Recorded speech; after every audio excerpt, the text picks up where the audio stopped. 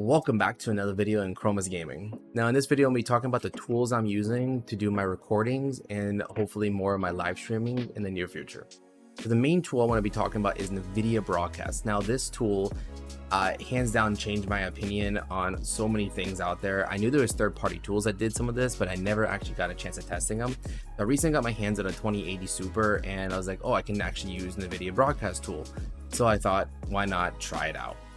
The first thing I want to mention here is that it does require having a 2000 series or 3000 series or Titan or higher graphic card. So if you don't have a Nvidia graphic card or these type of GPUs, sadly, some of these functionalities will not be able to be installed on your PC. So with that being said, let's get into it. So as you can see in my microphone settings, I am using a noise remover and a room echo remover. This actually enhances, it gives me like a virtual microphone that I can select inside OBS that after I select my HyperX Solocast from Nvidia. So now I have two tools running. They don't take nearly as much CPU and GPU up as other tools, and I feel like they do a better job at it, to be honest. So with that being said, I want to show you the difference when I turn off the noise remover and the room echo with everything happening where I am doing my recording today.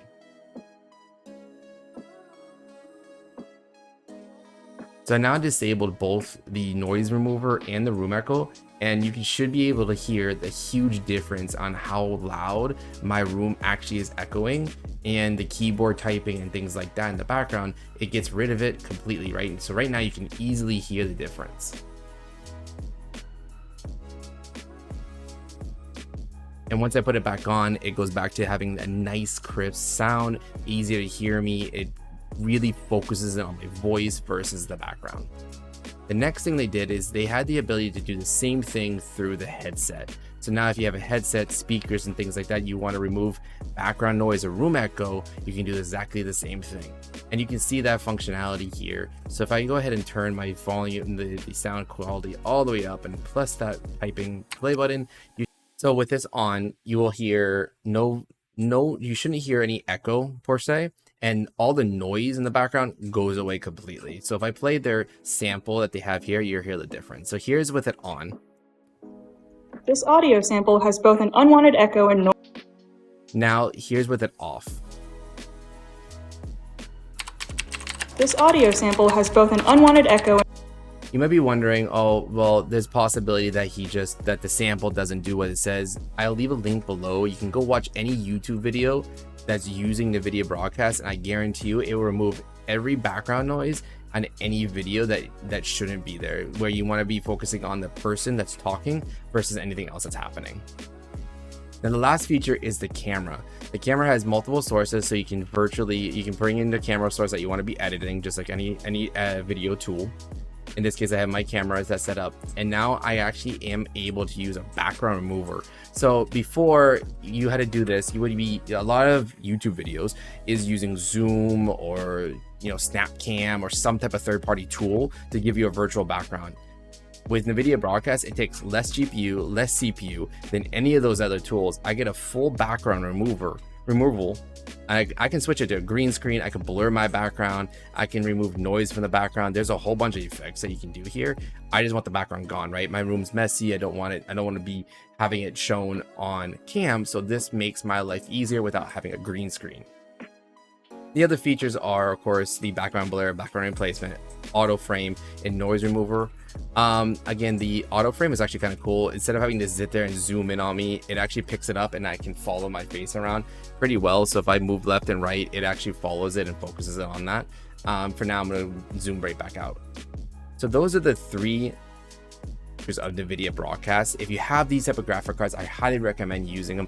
It's one of the greatest things by far that I've found that I really wish I knew about way before. And again, there's third-party tools out there. If you don't have a Nvidia card, there's other tools that will do the same thing. I just think Nvidia does it better.